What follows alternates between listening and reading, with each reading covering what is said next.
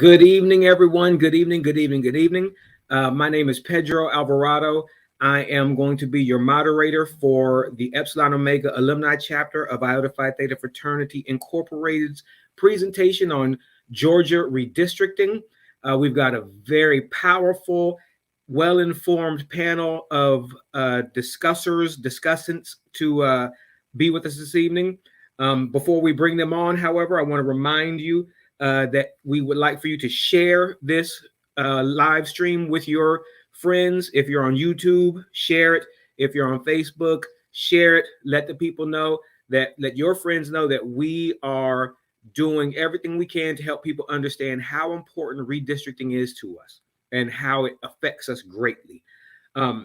So we want you to share. So I'm going to bring on our panelists right now. Our first panelist is Janet Grant.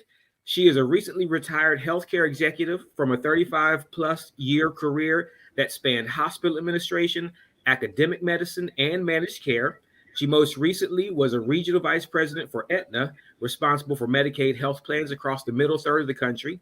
She's been responsible for healthcare policy and government affairs throughout her career, and in retirement continues to be active in public policy advocacy. She now serves as the vice chair for Fair Districts Georgia, a nonpartisan organization advocating for redistricting reform. She holds an MBA from Wright State University and a BSW from Minnesota State University, Moorhead.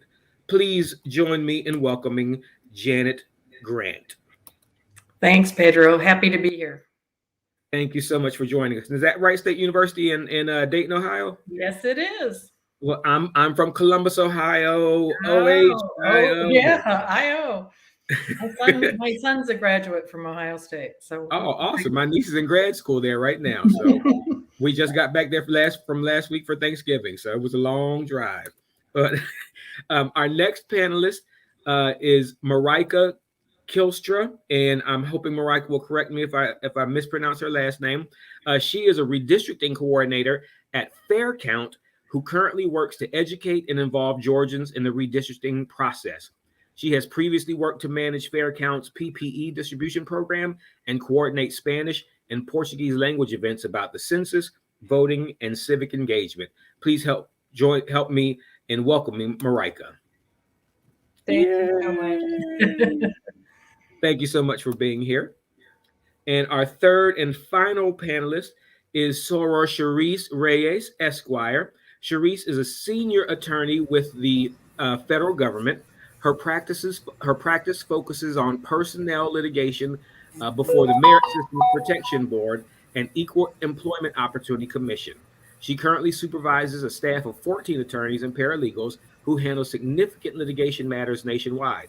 Prior to joining her agency, Charisse was in private practice with a national firm where her practice focused on general civil litigation and white-collar criminal defense. As an attorney and certified arbitrator, Charisse brings a unique perspective as the chair of the Social Action Committee of the Atlanta Suburban Alumni Chapter of Delta Sigma Theta Sorority Incorporated.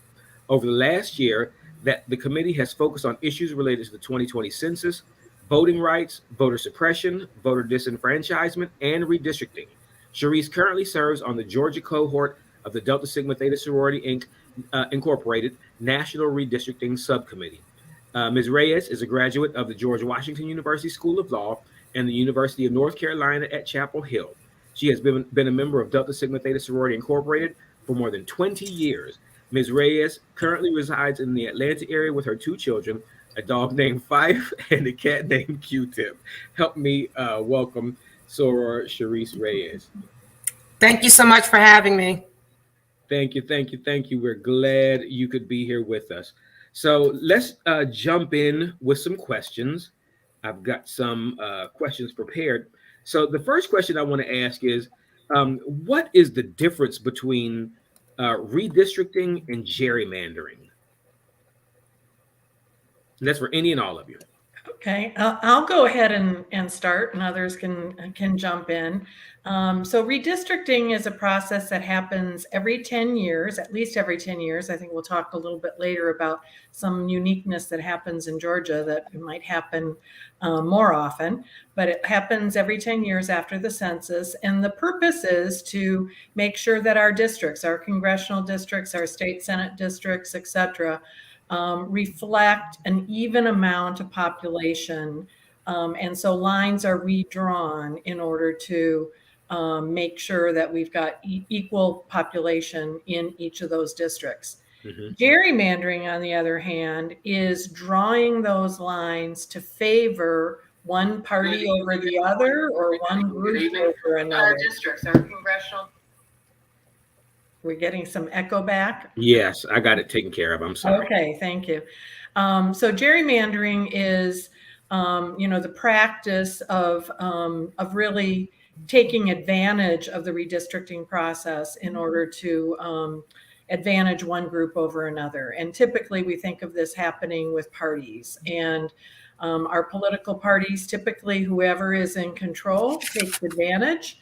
We've seen that certainly over history here in Georgia and across the country. And this year across the country, we're seeing where Republicans have control of the drawing the lines, them taking advantage of that, and where Democrats have control, unfortunately, they're doing the same thing.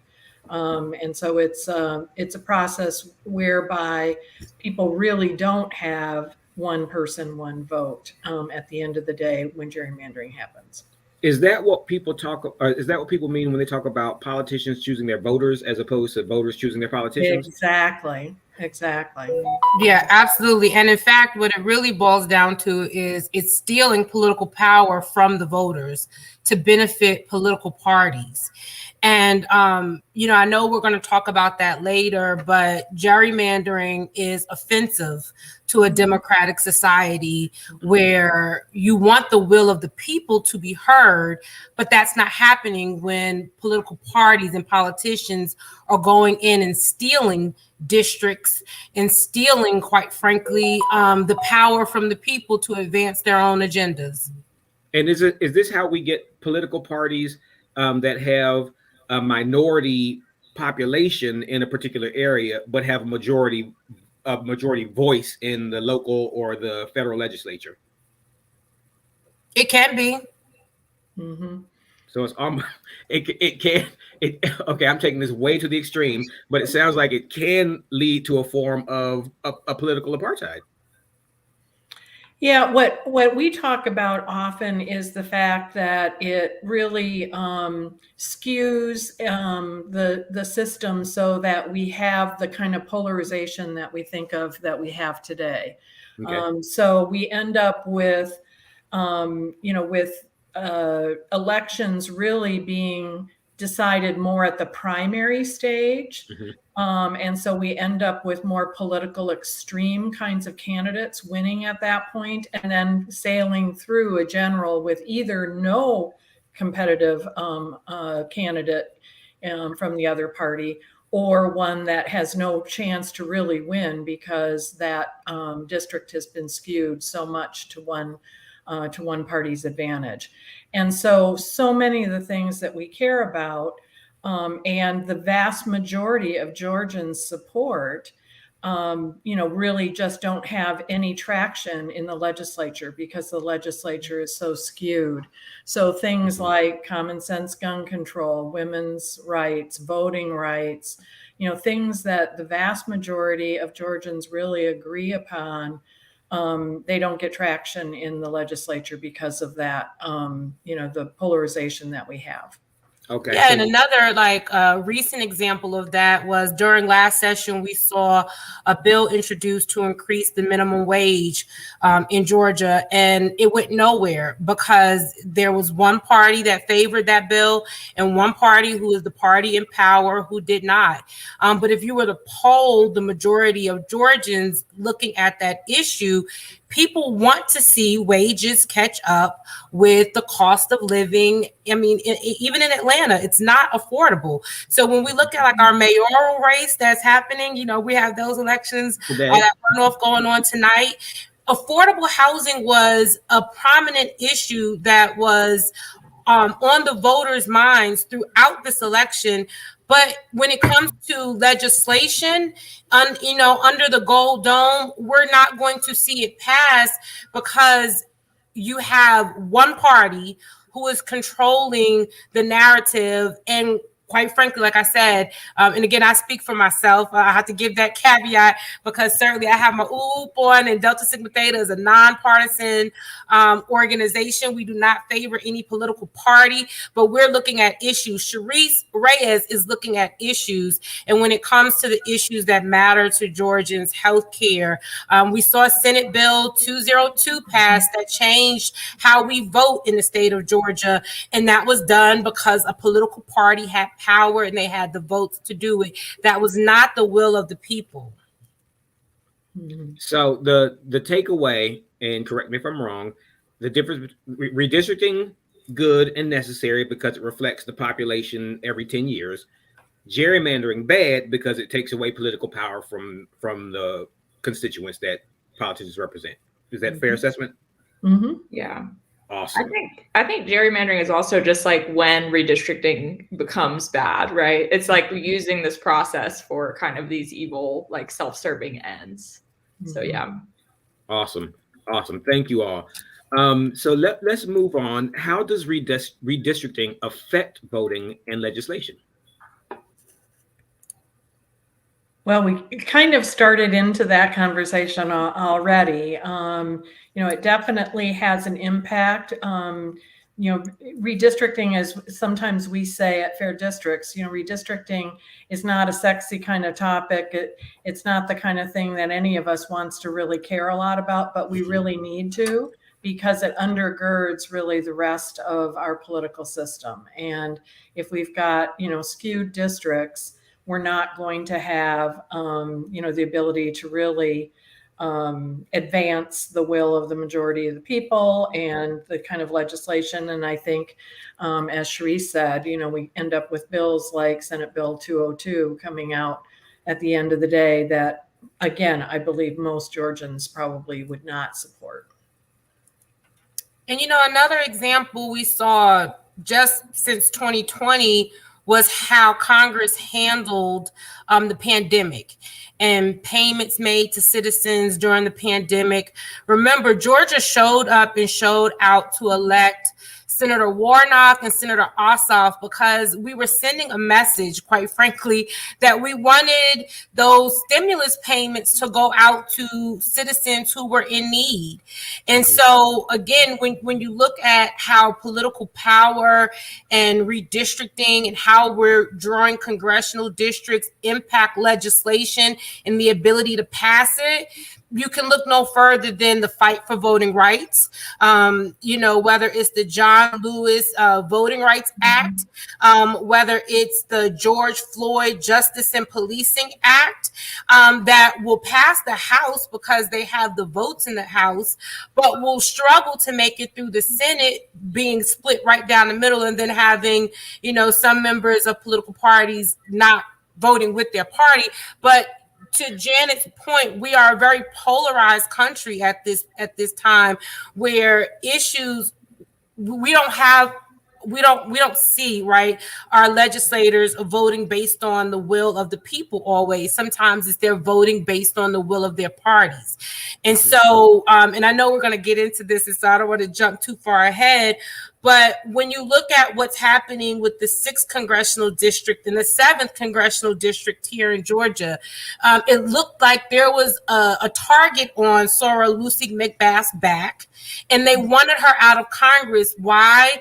Probably because she ran on a platform of gun reform after what happened with her son. And she was very convincing in her message of sensible gun reform. Straight out the gate, she introduced, and she was a co-sponsor with legislation that would change background checks, and again, trying to bring sensible gun control to our country because that's the will of the voters.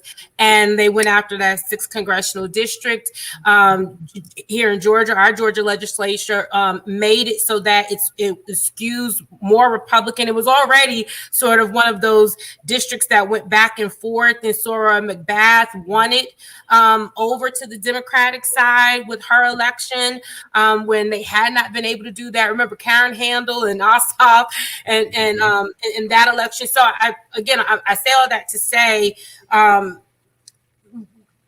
if you lose that seat, Georgia has 14 congressional seats currently. If you lose that seat and that goes over to another party, which we don't know, but it looks like Lucy McBath is going to now run in that 7th congressional district. So now you're going to have 2 Democrats running, 2 strong Democrats, incumbents running in the same district. And now that 6th congressional district is going to be up for grabs. So, it impacts the legislation that we see coming out, whether it's Congress, under the Gold Dome here in Georgia, with who sits in that seat. That person who sits in that seat controls the legislation that's coming out of those bodies. Now, a question I have, when it comes to redistricting within each state's state legislature is the one who does the redistricting. That's not something that comes from the federal level, is it? So that actually varies across the country. It doesn't come from a federal level anywhere, but each state has some unique differences with how they do redistricting. Most states, the legislature does have control. But okay. Increasingly, what we are seeing across the country are states going to independent commissions with the idea that those independent commissions are out from under the kind of, cross incentives that the legislature has.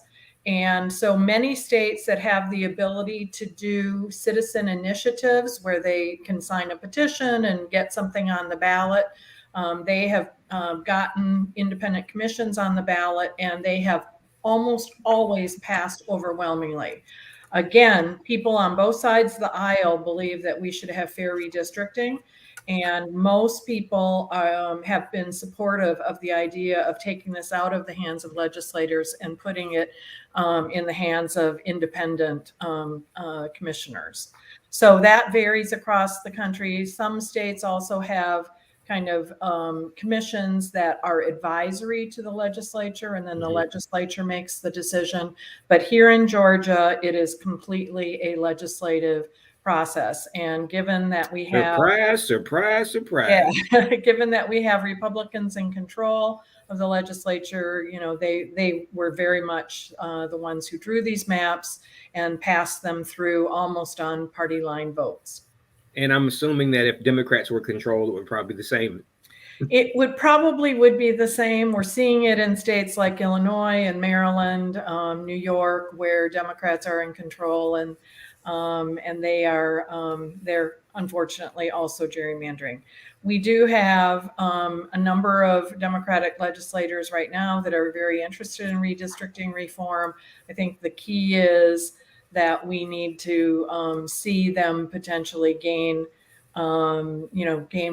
some political power in order to be able to advance something like that. State of Virginia is a good example where that did happen right at the time that Virginia kind of flipped from Republican control to Democratic control. Both parties ended up interested in redistricting reform, and they set up a commission. Now, the problem is the way they set up that commission, it kind of fell apart. And so now actually the courts are redrawing the lines in Virginia.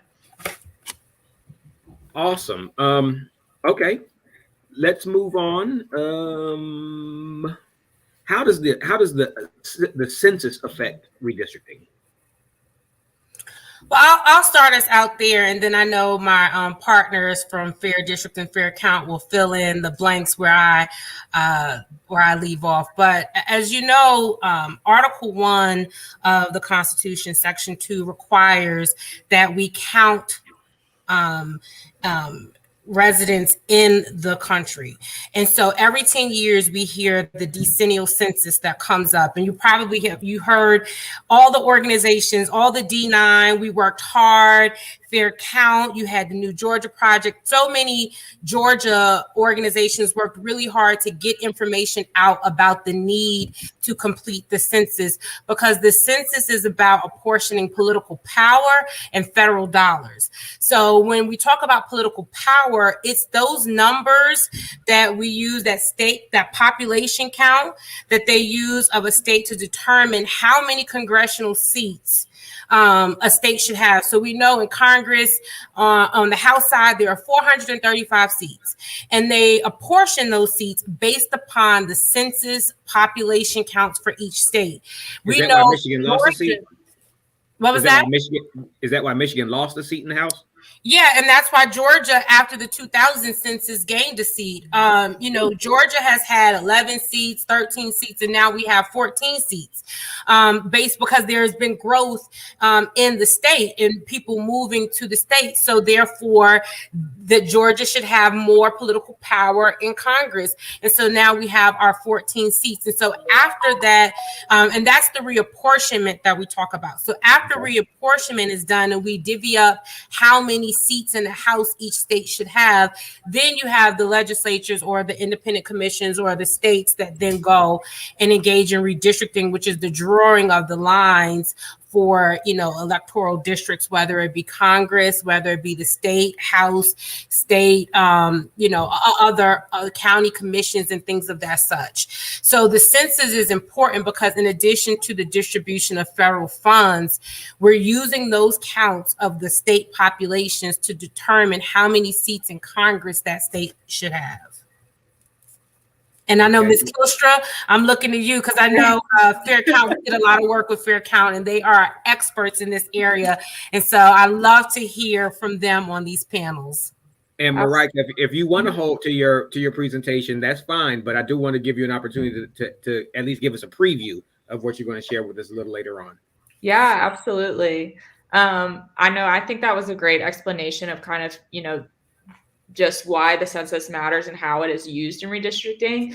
Something I would add to that is that, the census is used for all levels of redistricting. So from your congressional seats to your state house and senate, state house seats, state senate seats, to your school districts, to everything that we're redistricting is based on that info, on the census information. And often that census information is not complete. There's constant undercounts, especially of communities of color, of Black communities, of Latinx communities, of low-income communities. These are communities that are constantly undercounted. And what that means is that there are going to be real direct effects in terms of resources that are going to those communities. And also there are going to be impacts further down the line when we're actually doing redistricting. Because, if you're not counting, say there's a large immigrant community in this one district and you miss a ton of people in that count, that means those people are not going to be fairly represented when you're redistricting, because there's going to be more people in that district than in other districts because those people weren't counted correctly. Based on, we want there to be the same number of people in each district. And if there's people who aren't being counted, that means there's going to be more people in that district. That means their votes are going to actually count less because they're not even being considered. They're going to receive less resources from their government. It has kind of all these like down the line impacts. And that's why it's so important that we make sure that everyone is counted in the census, so that then we have the information we need to actually be able to draw these lines as fairly as possible. And I see we have a question in the chat. Someone was asking, can we change the census from every 10 years to every 5 years? As I mentioned, this is born, our obligation to count individuals and the population is born from the Constitution. So it's right there in Article 1, Section 2, that sets forth that this particular count should happen every 10 years. So if you want to change the Constitution, then you can change it to every 5 years. But I will say, because I think a lot of people Just change the Constitution. But I think a lot of people think that the Census Bureau pops up every 10 years and then they go away. That's not what happens. That, you know, there are different surveys that come out from the census that's also used to divvy up money and resources, businesses. You know, that's how we learn. For example, in my community, we had a food desert. It's because we looked at the census data, we realized that in over a couple of years, there were more residents that came and lived in an area that used to be a commercial area, and we needed a grocery store. So in addition to that decennial census that happens every 10 years, the Census Bureau is otherwise collecting information frequently about the population so that as a government, but then also as businesses and organizations, we can figure out how to plan societies and where we go from here based on who we are. So we're constantly getting information, but no, as of right now, it's that 10-year requirement stems from the Constitution. And the only way to change that would be to amend the Constitution. Yes. Yeah. Let me, Pedro, also just chime in with the results of what the census was for Georgia and what the impact was for us this year. So back in 2010, we were about 9.7 million. And now at the 2020 census, we are 10.7 million. So we grew by more than 1 million people. Unfortunately, that did not garner us another congressional seat because there were other states that grew at an even faster rate that ended up with those additional seats. But that's a 10.57% increase. And the other really interesting thing that has some pretty big implications for what we would have thought and hoped to see in fair maps in the redistricting process is that all of that growth were in people of color. So the white population in Georgia has actually declined by about 52,000 and is now just a little bit over 50% of the population in Georgia. And given that those results were from a census that was done in April of 2020, it may be that we now are today a majority minority state. So that had big implications for what we had hoped to see in the maps that were drawn, and we did not see to the extent that we think should have been done in order to really reflect the diversity here in Georgia. The other result out of the census was certainly the very significant increases in urban areas and decreases in rural areas, in particular in South Georgia, which is why we saw a lot of movement for additional districts especially in the Atlanta metro area. So those are the two real impacts of the census results here in Georgia, was more urbanization, moving population into urban areas, and more diversity. Awesome. Thank you for explaining that. Okay, so far we've talked about the difference between redistricting and gerrymandering. We've talked about how redistricting affects voting and legislation. We've also talked about the census status and why it's so important. I want to ask this question: where are we as it relates to being in the process of redistricting? So I'll start us off, and others can join in. So Governor Kemp issued an order for a special session, with the primary purpose of that special session being redistricting. And that special session started in early November, went about 3 weeks, and that finished up a week ago, Monday, I guess it was. And coming out of that special session, we have final maps that passed the legislature for our congressional districts, our state Senate, and our state House. Those are awaiting Governor Kemp's signature. He has 40 days to sign those. We have no reason to believe that he's going to have any issue with signing those. And then the local redistricting process that Marika mentioned earlier, which is, things like school boards and county commissions and, city municipal kinds of districts. Those are ongoing and will come back during regular session for legislative approval. So we now have what we believe will be the final maps for the next 10 years, supposedly, in place. All right. Anybody else want to add to that? I'll just add to that a criticism. There was not a lot of transparency in this process. The legislature started public meetings and hearings on redistricting before any map was ever published.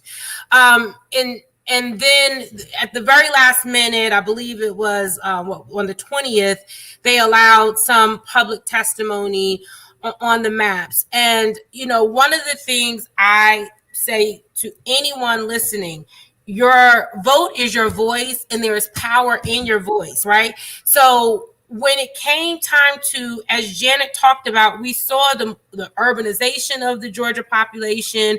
We saw the increase in diversity, people of color coming to the state of Georgia. But these maps do not represent that.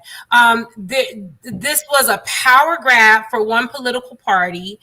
And I know you're nonpartisan. I'm not. But I am nonpartisan. So Sharice Reyes. It's the Republicans. I'll say it. It's the Republicans. Okay. So it was a power grab for one party, but one where the voters didn't even have a true opportunity for their voice to be heard on these maps.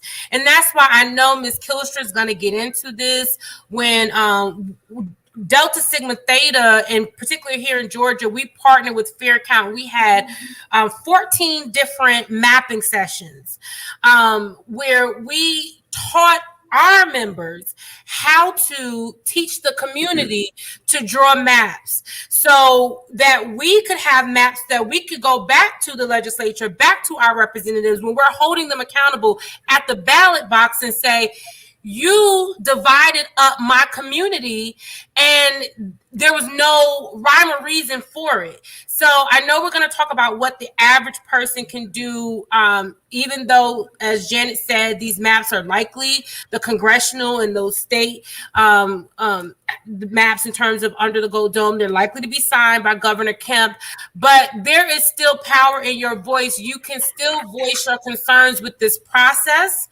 And then in previous sessions, there was there were proposals relating to establishing those independent commissions, even here in Georgia, that Janet talked about, when you can urge your members of the House or the Senate to repropose that legislation and actually pass it. So it doesn't stop here. There's still an opportunity for the average citizen to express their concerns about how this process was done here in Georgia in such a way that it took away our ability to voice concerns about those maps. Awesome. So Pedro, one of the things that we at Fair Districts did is we also are nonpartisan.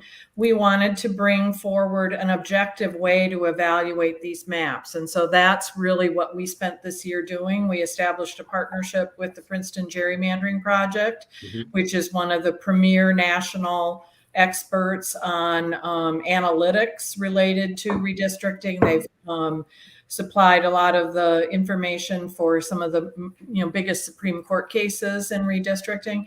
And what we did was establish with them, based on the census data, what the benchmarks were. In other words, what should we expect to see given the voting patterns here in Georgia, given the demographics of Georgia, et cetera. And so we established those benchmarks. We published those back in September. We shared them with the legislature and said, this is what we're going to be evaluating you on.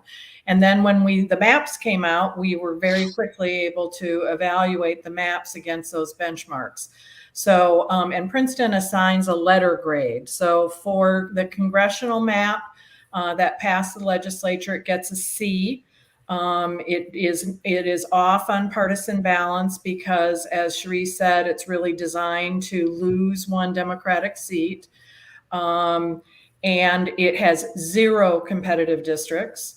And then for the Senate map, it received an F because 99% of the million maps that Princeton used to simulate what should be expected to see in Georgia, 99% of those maps had better partisan balance than what the Senate map had.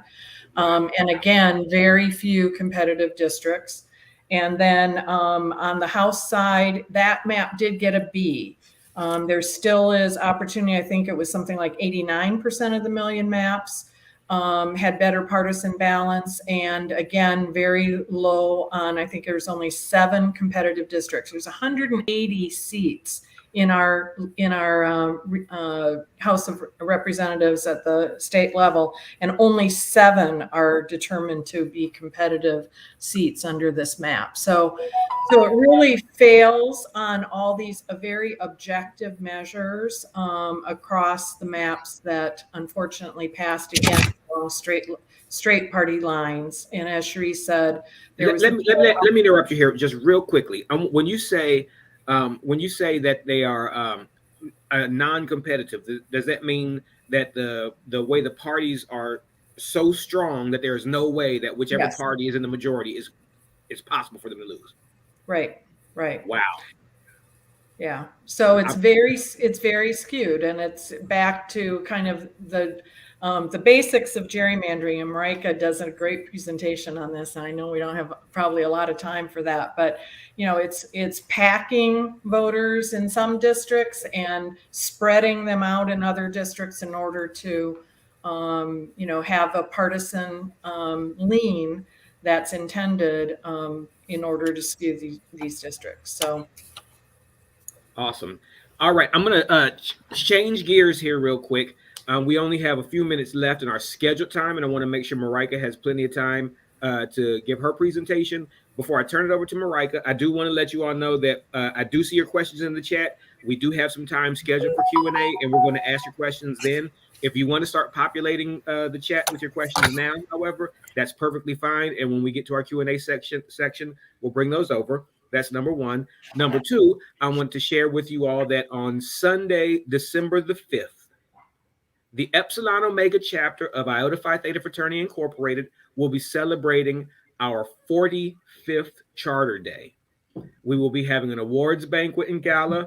One of our founders will be here. Charter members from our chapter will be here. Our executive director will be here, and some other dignitaries. I'm going to be there. Our chapter brothers will be there. You should come too. Tickets are only $55 for individuals and $100 per couple, and $300 for a table. I don't even know how many tables seat, but there you go. So we have that. Today is actually the last day to buy tickets for that. If you want to, you can look at the crawl on the bottom of your screen. That's where you can go to buy them.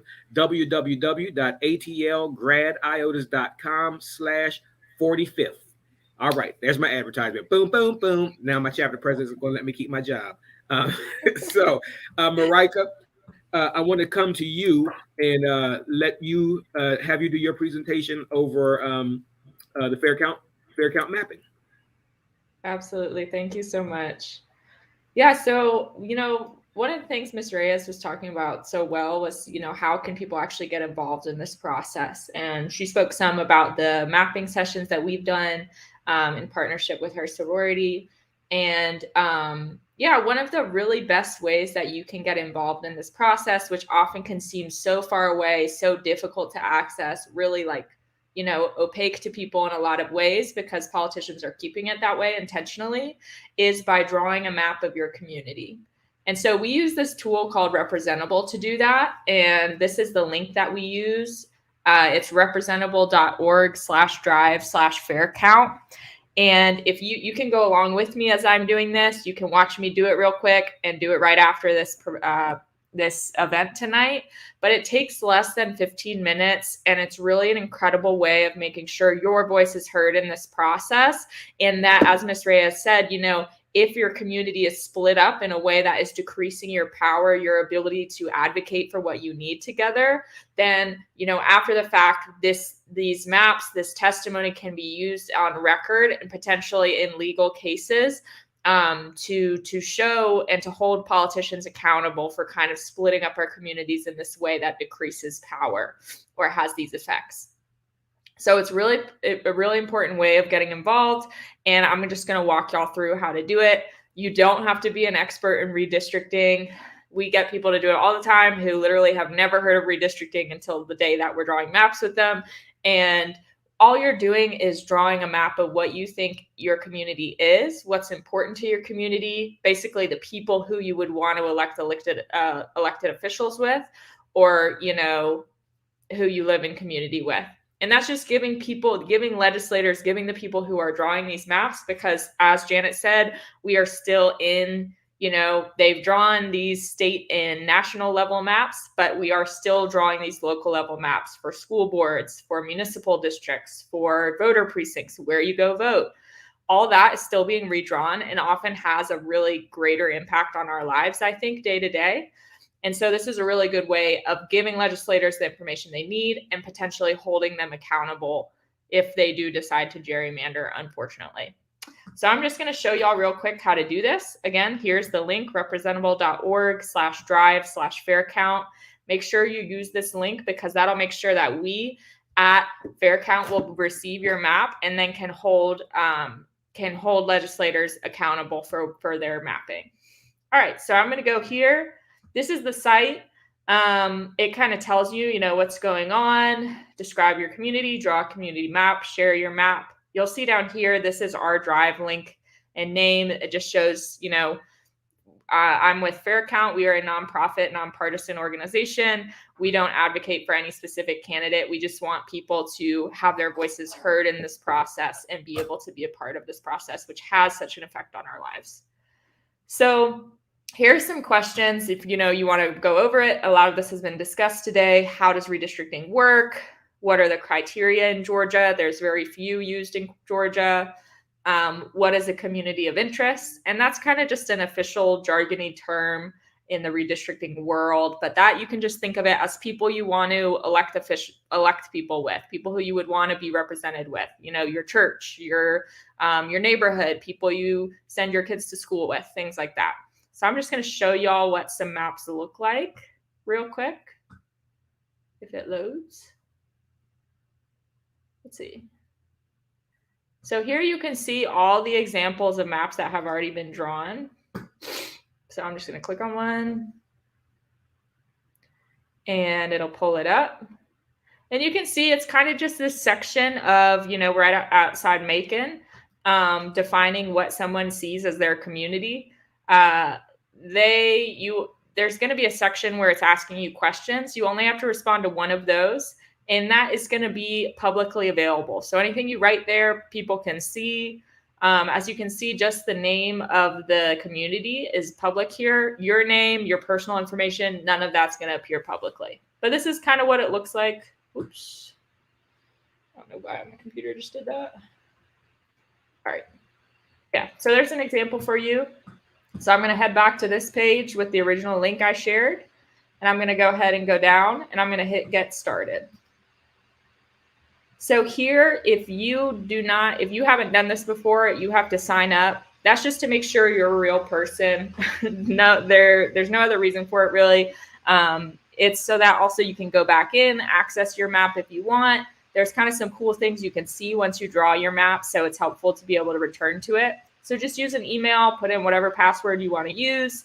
I've done this probably like 300 times now, so I already have an account. I'm going to log in over here. Oh, no. Incorrect. Okay, well, I'll just sign up again.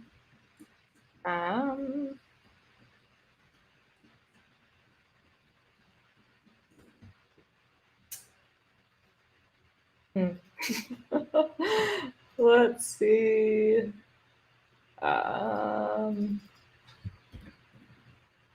Very odd. All right, just give me 1 second. I have forgotten my passcode, which is strange. It's just gonna take me 1 sec. All right.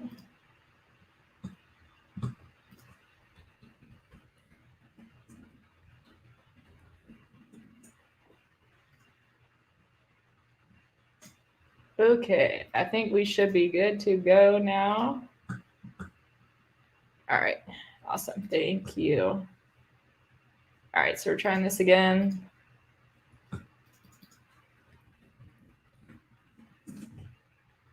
All right, cool. So now that I've logged in, this is just a section where you're giving some basic information about yourself. So, you know, your name, where you live. If you feel uncomfortable giving your actual address, you don't have to put it. You can put somewhere near you.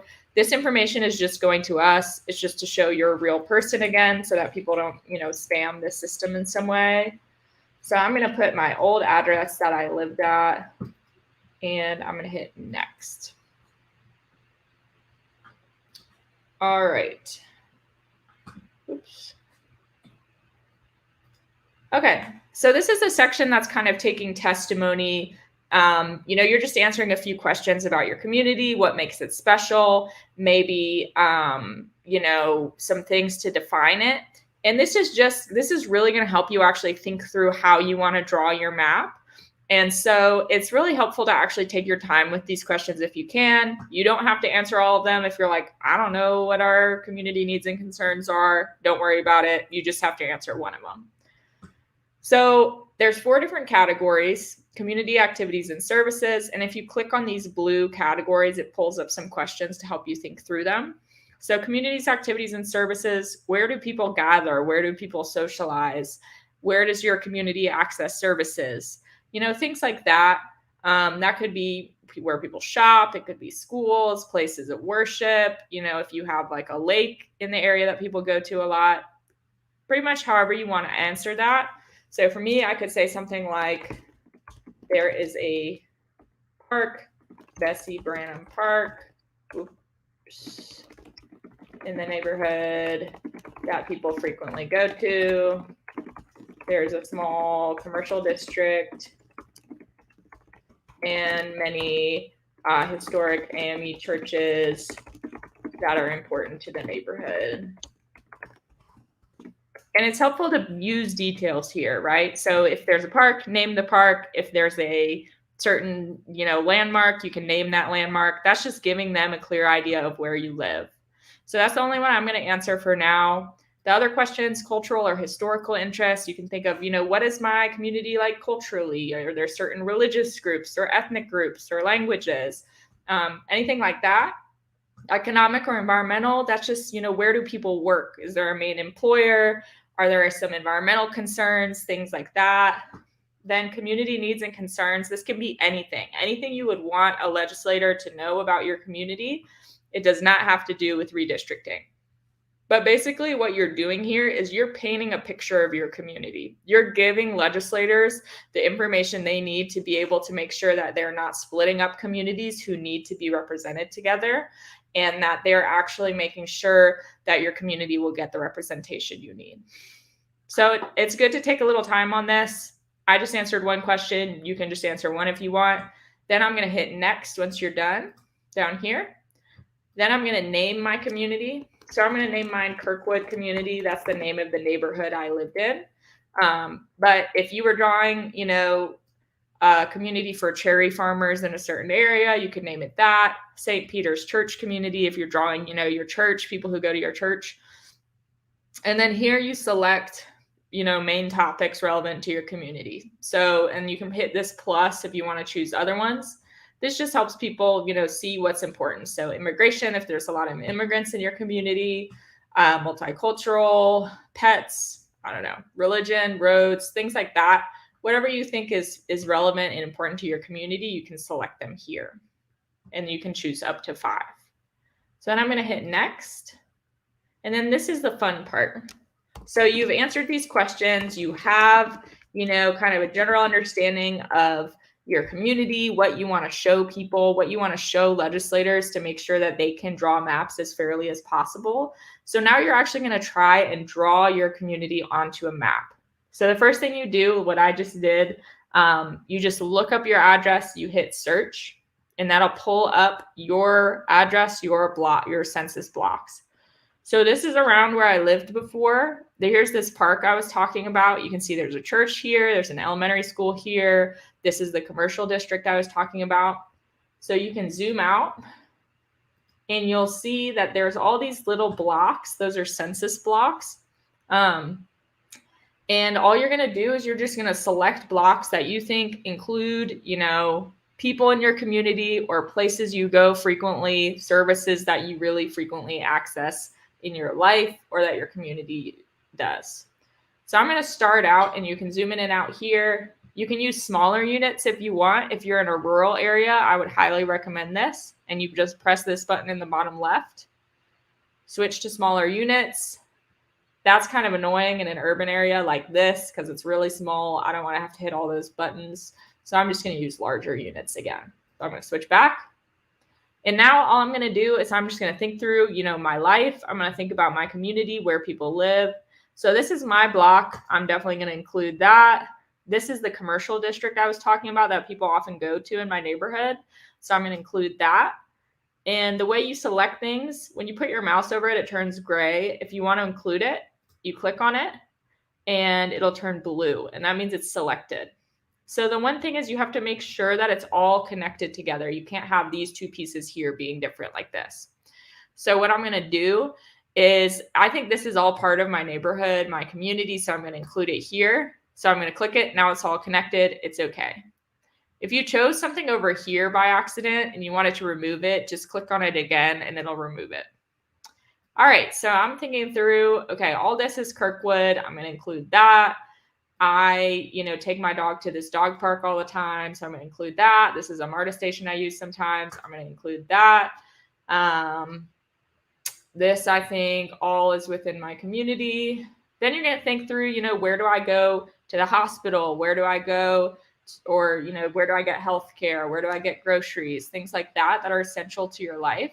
So here I go to this Kroger all the time. I'll include that. I'll include this. This is kind of just generally the area I spend the most time in. If I wanted to include where I get healthcare, I could pull over here and include this and then kind of connect it to the rest of my map through the roads that I'm kind of usually driving on. But if that doesn't feel important to you, don't worry about it. It's mostly we're just trying to, you know, draw a picture of our communities, of where we're accessing really essential services, because redistricting is impacting our access to these services. And yeah, so I feel pretty good about this. I think this draws a good picture. I'm going to hit save. And you just sign these privacy and terms of use, pretty much like anything on the internet. And then you're going to hit I'm not a robot if you're not a robot. And then you hit submit. And that is it. Yeah, so now I have this drawn community. We're going to be able to make sure, you know, show this to legislators, make sure they're hopefully listening to us in our communities. You can export it. You can view these data layers on top of it to see, is your community currently split up between districts? You know, let's look. Congressional districts, it's all in one. State Senate districts, it's actually split between two. You can look at school districts. It's kind of split in a few school districts. But this is kind of cool just to play with, to give you information. And again, that took me less than 10 minutes probably. And that can have a huge impact on your community. You know, this is something that happens once every 10 years. And drawing a map like this, it takes less than 15 minutes and it can really make an impact for the next decade. So I would definitely recommend, once you get off this call, go to that link. I can put it, if y'all could broadcast that link one more time, and go ahead and draw a map. And thank you so much. Awesome. Thank you so much, Marika. That was extremely informative. And I'm going to go on there myself and find out how I can mess with the system. So now we have come to the portion of our webinar where we will do Q&A. I know we had 2 questions already in the queue. Gibbs, if you wouldn't mind pulling the first one up. I believe it was from, who's it from? From Brother Red. Where are the public meetings posted when they look to change the maps? How does the public find out about these meetings? Oh, unmute. You're muted, Janet. Sorry about that. I was going to say that's a good question because, the reality was it was posted on kind of an obscure part of the legislative webpage. The real way that it got broadcast was all of us, various organizations and advocates trying to get the word out. Those public meetings happened over the course of the summer.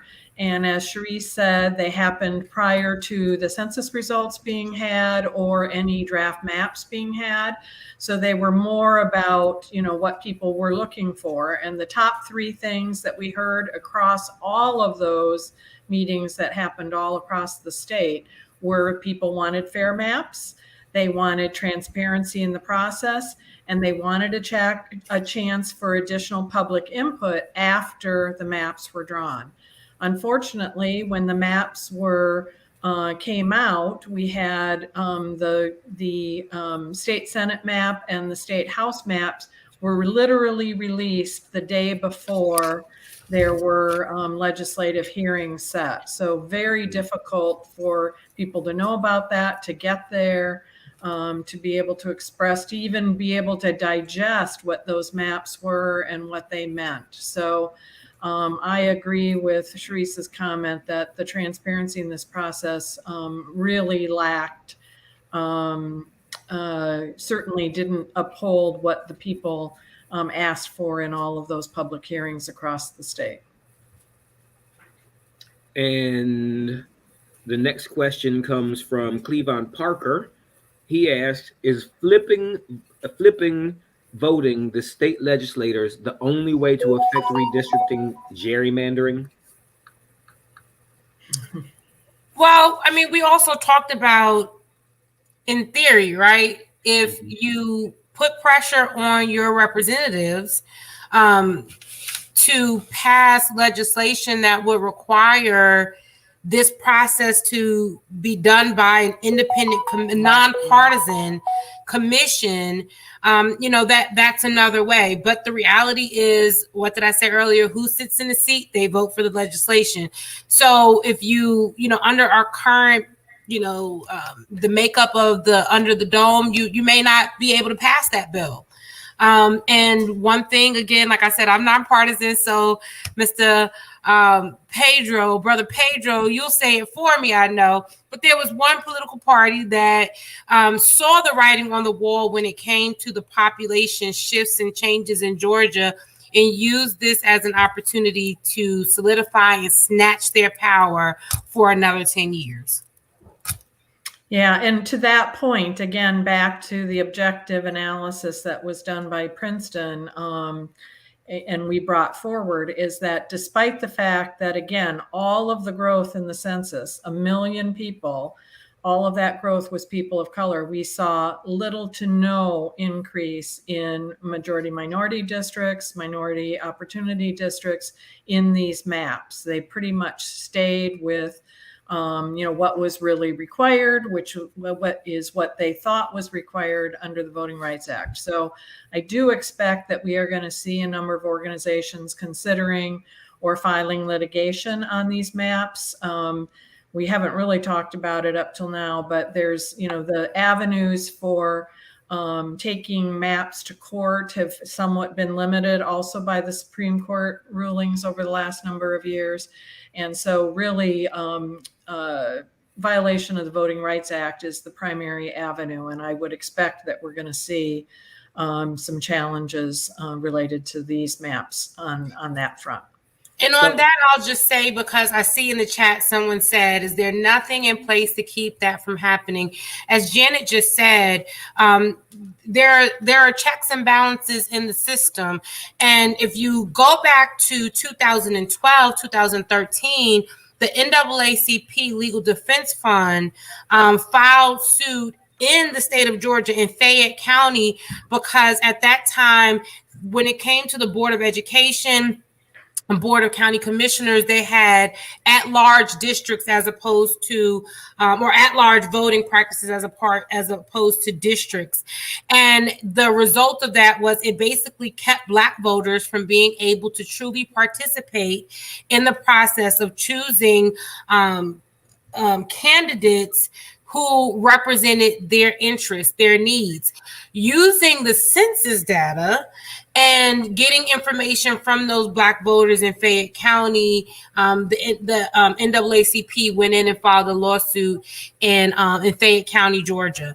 And as a result of that lawsuit, the county, when it came to the Board of Education and the Board of County Commissioners, they had to draw district-based maps. And for the first time after that lawsuit, they were Black voters were able to elect a Black person to those positions. So all hope is not lost. We know the ACLU has been in the trenches on these issues, and they are never afraid to go to court when it comes to challenging some of these issues. And we know the NAACP Legal Defense Fund has been in the trenches on these issues. And so when you see the call to action coming out from these organizations that we represent, Fair Districts, Fair Count, Delta Sigma Theta Sorority Incorporated, or any of the D9, that's when we need you all to activate and use your voice as because that is your power, and to express to your representatives that you are not pleased with the process that was used. All right. Well, I want to take this opportunity to thank you all for being with us this evening. It is 8 o'clock. Our guests have committed to being with us for an hour, and I want to honor their time. Thank you all so much for being here, Marika, Janet, Sharice. And Sharice, you taught me a new word today. I wrote it down so I wouldn't forget. Decennial. Every 10 years. Every 10 years, which is the same number of times that Michigan beats Ohio State. Every 10 years. So I've got two brothers on the line who are Michigan fans. I'm an Ohio State fan, so I have the mic so I can say it. Thank you all so much for being here. I want to thank our executive board with the Epsilon Omega chapter of Iota Phi Theta Fraternity Incorporated, our president, Brother Rodney Wells, our vice president, Brother Earlston Deja, our secretary, Brother Chauncey Kelsey, and our treasurer, Brother Terrence Lamont. Don't forget, Sunday, December 5th is our 45th Charter Day. You can get tickets at www.atlgradelders.com/45th. Thank you all so much. Have a wonderful evening. If you're not at home, get home safely. Take care. Thank you.